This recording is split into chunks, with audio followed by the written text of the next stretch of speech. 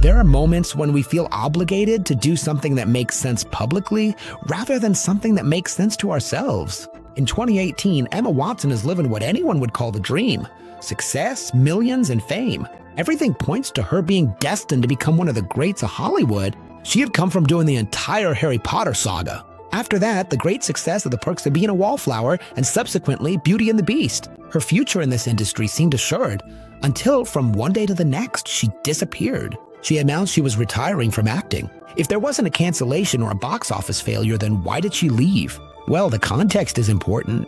It all begins on April 15th, 1990 in Paris, where Emma is born. That's right, in case you didn't know, she's French. Her parents, Chris Watson and Jacqueline, are English lawyers who live in Maisons Laffitte, an elegant neighborhood. Soon after, Alex, her younger brother, arrives. The cherry on top for what seemed like a happy life. But that happiness is short-lived. The relationship between Chris and Jacqueline fractures until they eventually separate. The family returns to England, although no longer united. Jacqueline stays with the children in Oxfordshire and Chris in London. During the week, Emma lives with her mother. On the weekends, she packs her bags to see her father. That's how she grows up, between two houses, two routines. Also, around this time, she begins to act. She pretends to be fine so she won't worry her parents, and so her brother believes that everything's still under control. She also acts because between those two lives, she feels she has to be two different people. With her mom, she's one. With her dad, another. On top of that, there's another burden. After the divorce and the move from Paris, the family's finances become shaky. Still, Chris does the impossible to pay for a good private school, the Dragon School, convinced that it will open doors for his daughter. Emma notices the sacrifice, and from then on, two ideas are engraved in her mind: that education is fundamental and that she will make the most of it. On the weekends, her father reads them stories before bed. Among them, some new books that were causing a sensation in London: Harry Potter by J.K. Rowling, the story of a boy who discovers a magical world full of spells and dangers and who faces a feared wizard alongside his friends Ron and Hermione. Hermione is brilliant, a perfectionist, and obsessed with learning, a character in whom Emma sees herself reflected. One day in class, the teacher asked them to write a poem and read it in front of everyone. Emma, who had been bottling up what she was feeling for some time, reads it and feels a sense of relief. She can finally release what she's carrying, although in the end, she justifies it as a simple performance. That moment shows her that acting can be a way of channeling everything. She starts participating in school plays and her talent is surprising, even to her parents. The theater becomes her refuge. Her mother, seeing how much it means to her, decides to support her despite the financial difficulties. So Emma joins the Stagecoach Theatre Arts Academy, where she takes acting, singing, and dancing classes. Meanwhile, in London, something huge is starting to brew. The impact of Harry Potter was so great that very soon the major Hollywood studios set their sights on the saga, among them Warner Brothers. This production company saw in this book series a story with the potential to accompany an entire generation for years. That's why, in 1999, before all the books were published, Warner approaches Rowling to buy the film rights. Rowling liked the idea, but she was afraid her story would be distorted and lose its British essence amidst the Hollywood machinery. So she accepts the challenge, but under very clear conditions. First, she would supervise the creative process, so any major change to the story or characters had to have her approval. And her second non-negotiable was that the original lore of the magical universe had to be respected, including Hogwarts, the spells, the lineages, and the rules of the world she had created. At that point, Rowling hadn't finished writing all the books yet, but she agreed to continue doing so while supporting the production of the films. Besides, this isn't just any movie. In her mind, J.K. Rowling already knew the saga would cover 7 years in the lives of the protagonists. So the producers have to choose carefully. They need children who can grow with their characters for more than a decade. To find them, Warner organizes an open casting call throughout the United Kingdom. They contact schools to see if any other students fit the roles of Harry, Ron, and Hermione. In one of them, the teachers immediately think of Emma, a dedicated, disciplined girl with a great love for acting. When Emma finds out about the opportunity, she feels it's more than a coincidence, as if she somehow knew that this moment would change her life forever. Her first audition goes well and she moves on to the next round, but the process turns out to be longer than she imagined. For almost a year, she divides her time between school and the auditions for Harry Potter. Still, Emma's determined. One of the final tests is meant to measure the chemistry between the protagonists. In the books, Harry, Ron, and Hermione are inseparable, so the actors need to feel like real friends. So they bring Emma together with Daniel Radcliffe and Rupert Grint, and from the very first minutes, everything flows naturally, as if they had known each other forever. Because of this, her acting ability, and being just what the directors were looking for, Emma gets the news that she's won the role of Hermione. She's ecstatic, though she also receives a warning. Her life is about to change. Soon there will be cameras or journalists following them everywhere. Still, Emma knows it's a great opportunity. One of those trains that only comes by once, and it's headed for Hogwarts, so she chooses to board it. Even though filming hasn't even started, her life begins to change. At the first press conference, alongside Daniel and Rupert, a reporter asks them how their lives have changed. Emma smiles and replies, "So far, it's all been crazy." Her mother, Jacqueline, understands perfectly what's to come. She knows Hollywood isn't an easy place, and even less so for a child, so she decides to protect her. She wants Emma to live the experience without losing her sense of normalcy. That's why she gives the production company a condition. Emma will only accept the role if she can continue going to school. Normally, young actors take classes on set between takes, dedicating just a few hours a day to their studies because filming consumes almost all of their time. Makeup, rehearsals, dialogues, it all adds up. But Jacqueline isn't as concerned with academics as she is with her daughter's life off the set. She doesn't want Emma to miss recess, activities with friends, or her childhood. She wants her to have a place to belong if she ever quits acting. Although the request is reasonable, the producers fear it will delay filming. They try to convince her, but Jacqueline doesn't budge. She spends hours negotiating until they reach an agreement. Emma will take some classes on set, but she'll also be able to attend school for part of the year. At that moment, Emma doesn't understand why her mom is so insistent, but years later, she'll say she's eternally grateful to her, because this simple decision is what will keep her healthy and grounded while everything around her goes crazy. On September 29, 2000, having just turned 10, Emma arrives at Leasden Studios, north of London, to film her first scene for Harry Potter and the Sorcerer's Stone. She's greeted by the director, Chris Columbus, known for being warm and good with kids. In fact, he'd already worked on similar projects like Home Alone and Mrs. Cox. Doubtfire. Despite Chris's efforts to make them feel comfortable, the atmosphere is still intimidating. There are too many people, lights everywhere, and huge cameras. But seeing Daniel and Rupert helps Emma relax. Even though she doesn't know them very well, a friendship has already started to form between them. One of the first scenes they film is the one on the train, when Hermione meets Harry and Ron on their way to Hogwarts. For the scene, Emma has to wear fake teeth, since the books mention that Hermione has large teeth. But when they start filming, director Chris Columbus notices that Emma's uncomfortable and decides to scrap the idea. Still, that scene had already been filmed, and if you watch the movie, you can still notice that her teeth look a little bigger.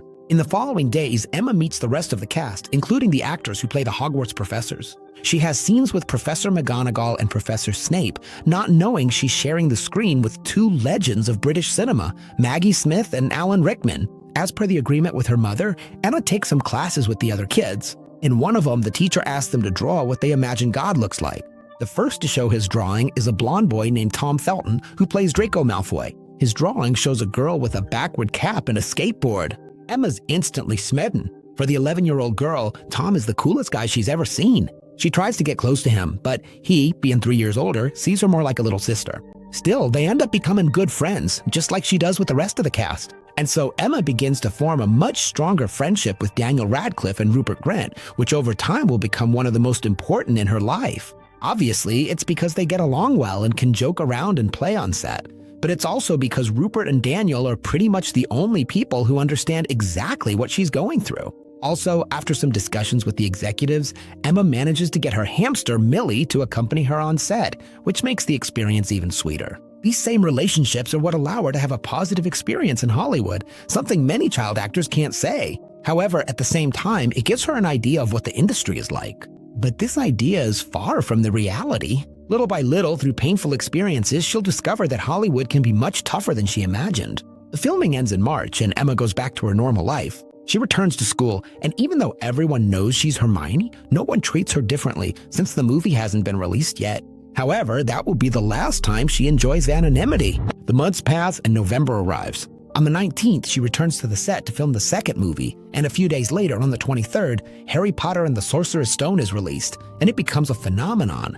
Theaters are packed, the lines go around the block, the merchandise flies off the shelves, and the magazines talk about nothing else. In a matter of days, it becomes the highest-grossing film of the year and one of the most successful in history. Overnight, Daniel Radcliffe, Rupert Grint, and Emma Watson go from being ordinary kids to superstars. In England, the press calls her the most famous girl in the country. With the success, fans notice something curious.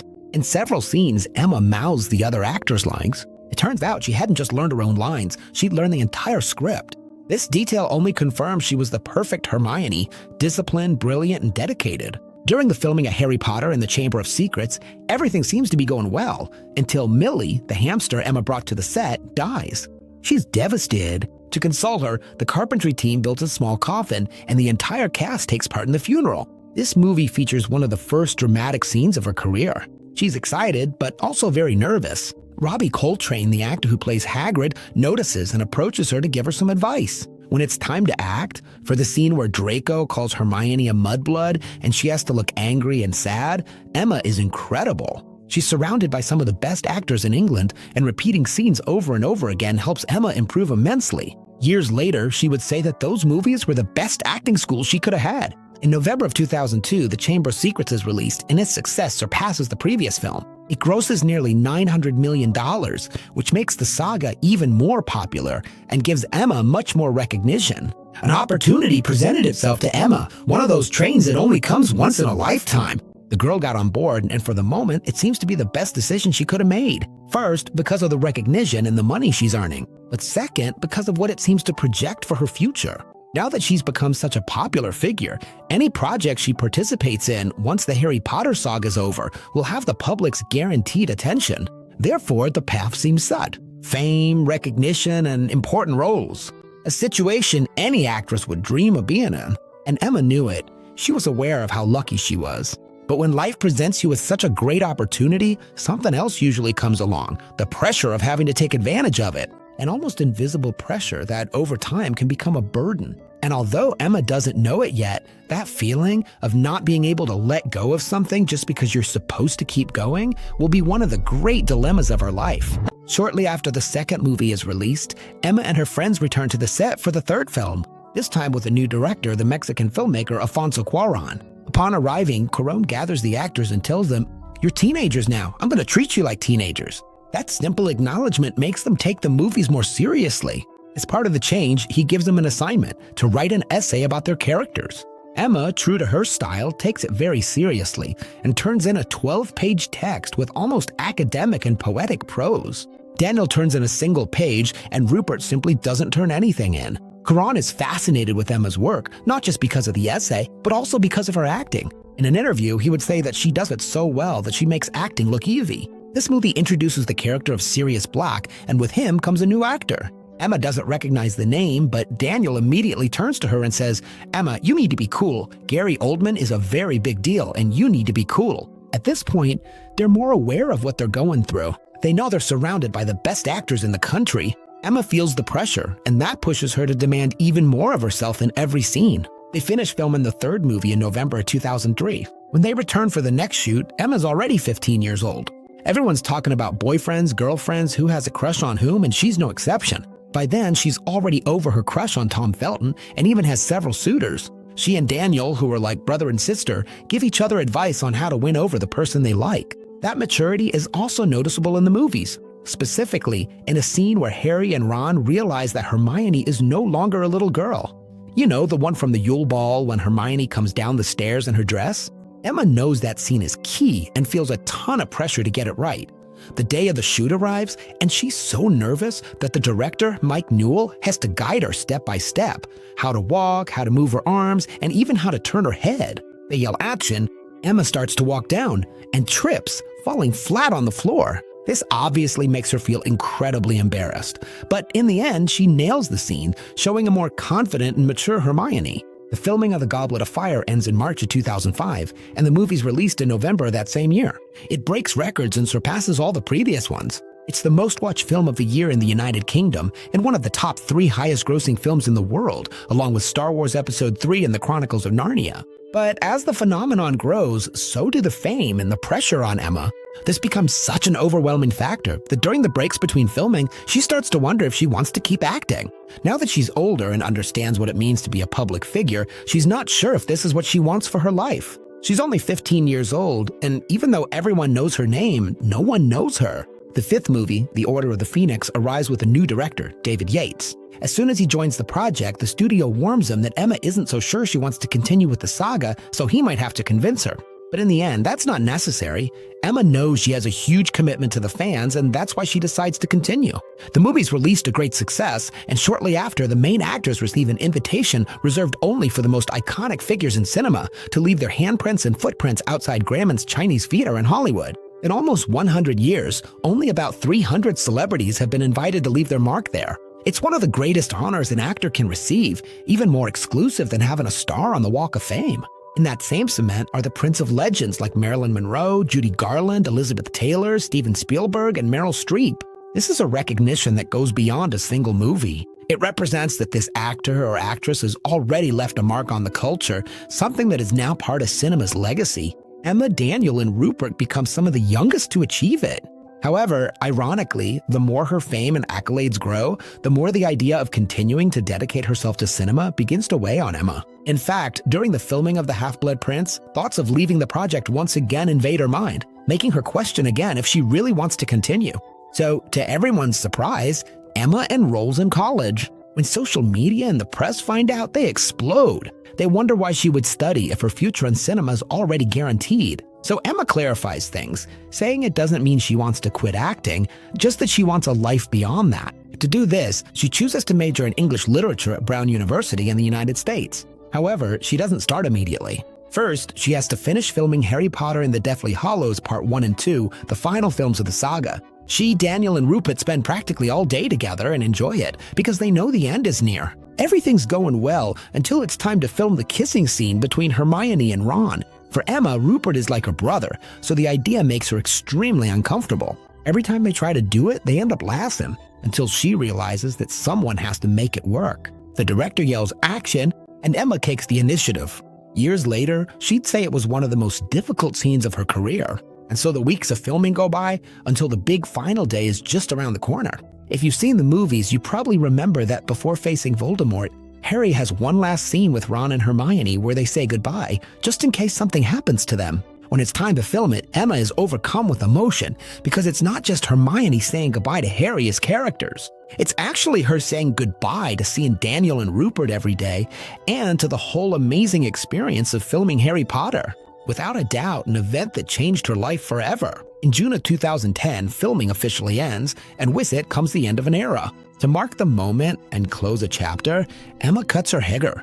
But there's still one last step, the premiere. A few months later, in July of 2011, Harry Potter and the Deathly Hallows Part 2 hits theaters. The premiere becomes a global event. In its first weekend, it grosses almost $500 million, breaking box office records in several countries. In total, it surpasses $1.3 billion globally, becoming the highest-grossing film of 2011. Even today, it's still among the 20 highest-grossing films of all time. It's nominated for 3 Academy Awards and receives recognition for its visual effects, direction, cinematography, soundtrack, and performances. Both the public and the critics agree that it's an epic finale, worthy of a story that marked an entire generation. But with the end of Harry Potter, a big question arises for Emma: who is she without Hermione? After more than 10 years playing the same character, it's not easy to separate from her. When she arrives at Brown University, she feels completely out of place. After so many years on set, surrounded by the same people, being on a campus full of strangers, and even worse, where everyone knows her for a character,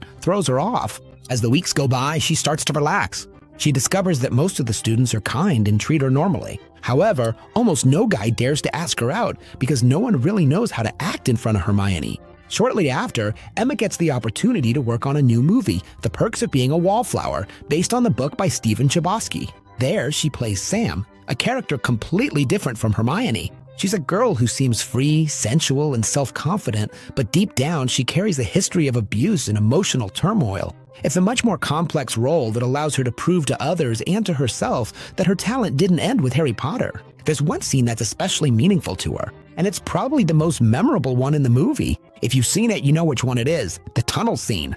Sam is with Charlie and Patrick driving through the sea. Suddenly, a song comes on that they don't recognize, but they instantly love it. Heroes by David Bowie. Sam begs Patrick to drive through the tunnel. She climbs onto the back of the truck and raises her horns. Charlie says one of the most memorable lines from the book: "In that moment, I felt infinite." The author intended the tunnel scene to be a symbolic passage, leaving the darkness behind and moving toward the light, letting go of the past, the pain, the things that weigh you down to make room for a fuller, happier version of yourself. And Emma understands this perfectly. When they finish filming it, she breaks down in tears. She says that for the first time, she felt what freedom was. Perhaps because, in a way, she was also coming out of her own tunnel, from the character everyone identified her with and the pressure that came with being the Harry Potter girl. Maybe for a moment she felt she could start over. The Perks of Being a Wallflower premieres in September of 2012, and critics applaud her performance.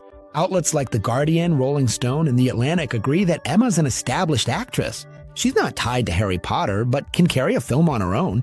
Her next project is The Bling Ring, directed by Sofia Coppola. It's inspired by a group of teenagers in Los Angeles who, between 2008 and 2009, broke into the homes of celebrities like Paris Hilton and Lindsay Lohan to steal their clothes, jewelry, and designer bags. Emma plays Nikki Moore, a character based on Alexis Nyers, one of the real thieves. And once again, she completely distances herself from what she had done before. Nikki is a spoiled, superficial girl obsessed with fame. During filming, Emma faces a reality very different from that of Harry Potter. There, she was used to a protected environment where the kids felt at home. But outside of that set, the film industry doesn't work the same way. She arrives at the Bling Ring eager to connect and make friends, but she runs into competition, envy, and egos. Everyone seems more interested in being famous than in being good people.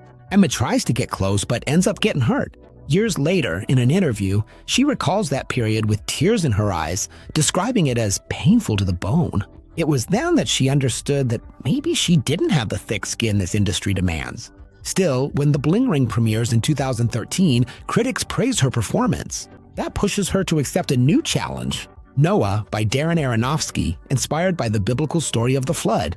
Emma plays Ela, Noah's daughter-in-law, in one of the most demanding roles of her career. The days are tough, with rain, mud, and constant action. She even continues filming while sick, ending up completely exhausted, although she later admits that this fatigue made her performance feel more real. Noah premieres in 2014 and is a box office success. But that's not the biggest achievement of the year. Emma also graduates from Brown University. With her degree in hand, she feels it's time to use her voice for something bigger, and she soon finds the perfect opportunity. Around that time, UN Women is preparing a campaign to involve men in the fight for gender equality. Emma's excited about the idea and joins immediately. On September 20th, 2014, at the United Nations headquarters in New York, Emma Watson, now a UN Goodwill Ambassador, gives the launch speech for He for She.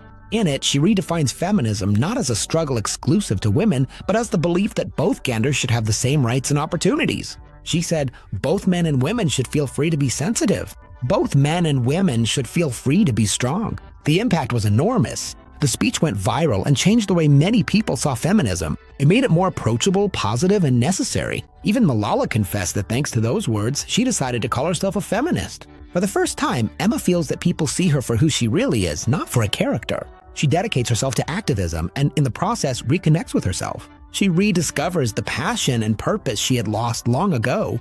Then, that doubt that had always been there comes back stronger. Do you really want to keep it up there? Is this the best thing for your life? For a while, she tries not to think about it too much. She continues with her routine, the premieres, the events, until an experience shakes her to the core.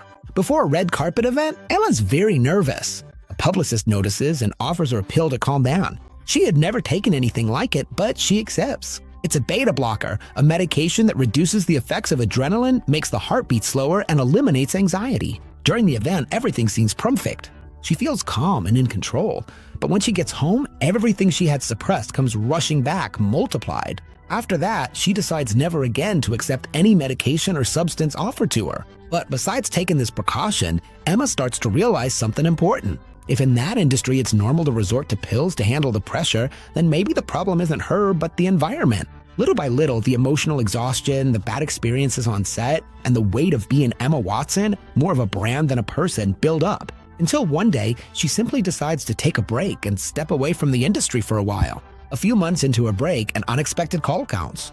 Disney wants Emma to play Belle in the live-action version of Beauty and the Beast. And this isn't just any princess. Belle is intelligent, curious, and prefers to spend her day reading rather than seeking the attention of men. For many girls who grew up feeling nerdy for loving to learn, Belle was an inspiration. Emma was one of them. So when they offer her the role, she simply can't say no. Still, she doesn't want to just repeat the story. She proposes a more modern and independent Belle. Besides her father, she will also be an inventor. That's why they give her a tool belt.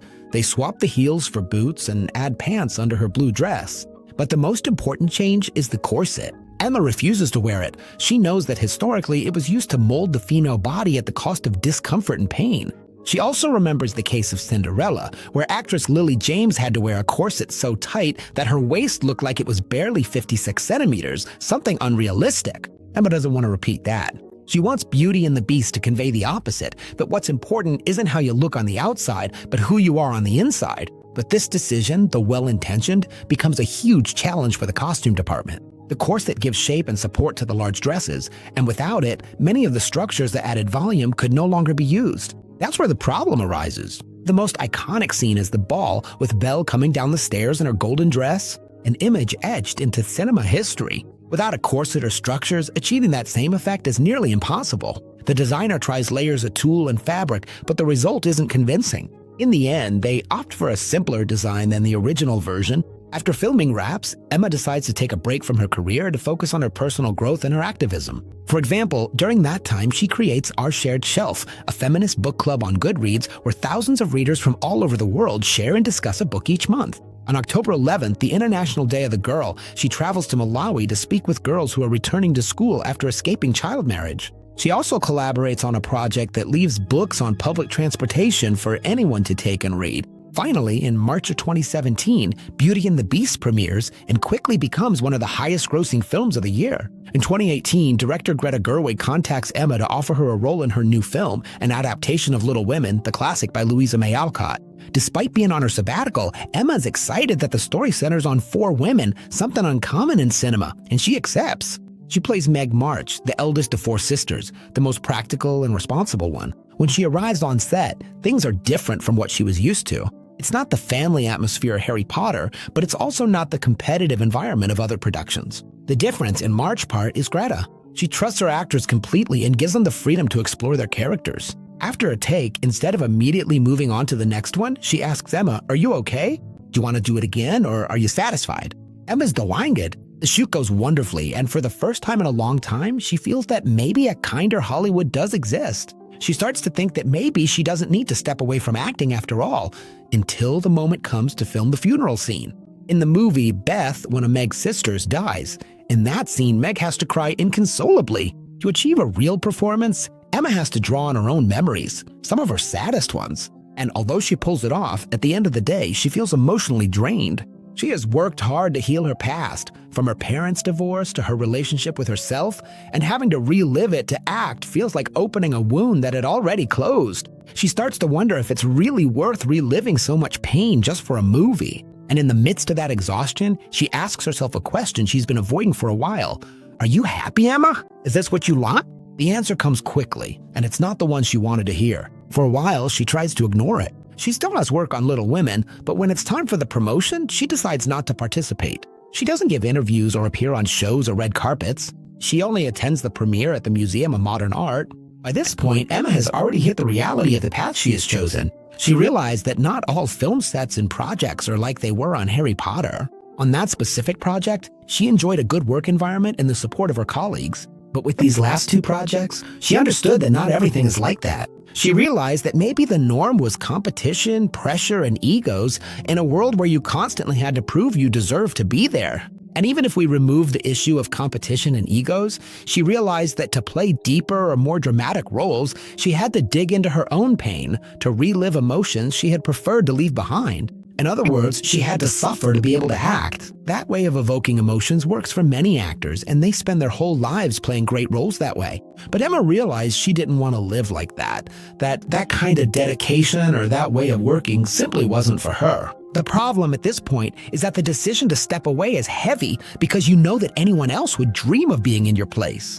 At that moment, her future as an actress was already secure. The studios were seeking her out, the public loved her, and from an outside perspective, she could be seen as someone wasting a once-in-a-lifetime opportunity. And this is something that can happen to anyone, and we could call it the pressure of opportunity. That weight or guilt that appears when you feel you can't let something go, not just because others see it as valuable, but because you know it is too. And so we end up making decisions driven by a loyalty that blends what the world expects of us with what we ourselves believe is the right thing to do.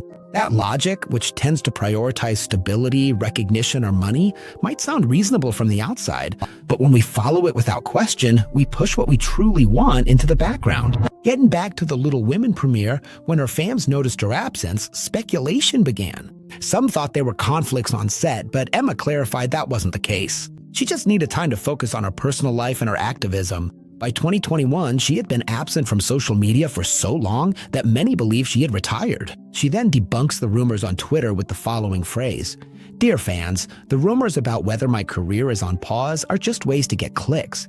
If I ever have news, I promise I'll tell you myself."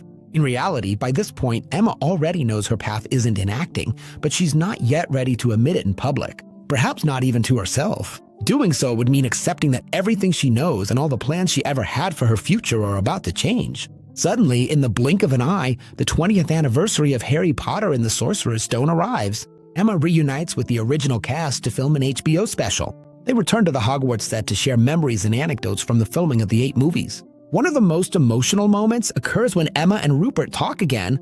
Emma, with her voice breaking, tells him that seeing him after so many years makes her realize how important he has been in her life. Rupert smiles and replies that after everything they went through together, they are family and always will be. In 2023, Emma finally confirms what many suspected. She's taken a break from Aston. In an interview, she admits that she no longer felt calm or happy with her work and that she needed to find herself again. To do this, she decides to go back to school and enrolls in a master's program in creative writing at the University of Oxford, a passion she's always had. For her thesis, she combines what has accompanied her the most: acting and writing. That says she creates a play about what it means to go from being a global star to trying to lead a normal life. At the end of the year, she presents it to her family and close friends, who were surprised, as many didn't know she felt that way. After a long time without speaking publicly, Emma reappears on Jay Shetty's podcast, where she tells the whole story: how she became Hermione, the bad experiences on set, and why she's gone almost 6 years without acting. She opens up completely and explains that for now, she doesn't plan on returning to the industry. Her priorities are her health, her studies, and her activism. Still, she clarifies that she hasn't closed the door forever. Maybe one day a role will come along that makes her return. But for now, she doesn't want to fragment her identity by playing others. She says that acting made her feel like a robot, repeating what others wrote. Today, instead, she wants to write her own words, for people to hear her real voice, and above all, to do what she truly desires and what makes her feel good. In the end, it all comes down to not following the path you should, in quotes, but the one you really want. Because many times we end up choosing out of fear of losing something and not from the desire to gain something that's good for us. That's why I think that from time to time, it's worth stopping and asking ourselves if what we're doing is born from a genuine desire, or if we're just continuing on because everyone insists it would be crazy to let it go. The reality is that throughout our existence, life will present us with unique opportunities, trains that might only pass by once. And if we really want it and we feel it's ours, let's get on. Let's dare to try it, so we're not left wondering, what if? But if not, if something in us resists, and deep down we know it's not something that aligns with what we want for our lives, it's okay to let it pass. And yes, many might not understand. They might think we're wasting something unique. But if that opportunity doesn't align with us, with the life we want, or with the person we wish to become, maybe it's okay not to get on that train. And I think there's a deep lesson in that for all of us. I know not all of us dream of being actors, so those trains won't look like big roles and million-dollar contracts, but it can take other forms. It might arrive as that job that seems perfect, that everyone tells you can't turn down. It can look like a relationship you shouldn't let go of, even though something inside you knows it's not right anymore. Or, in general, a life that looks stable from the outside, but on the inside doesn't fulfill you. It's okay to choose something different, because the only opportunity that really matters is to live a life that feels like our own,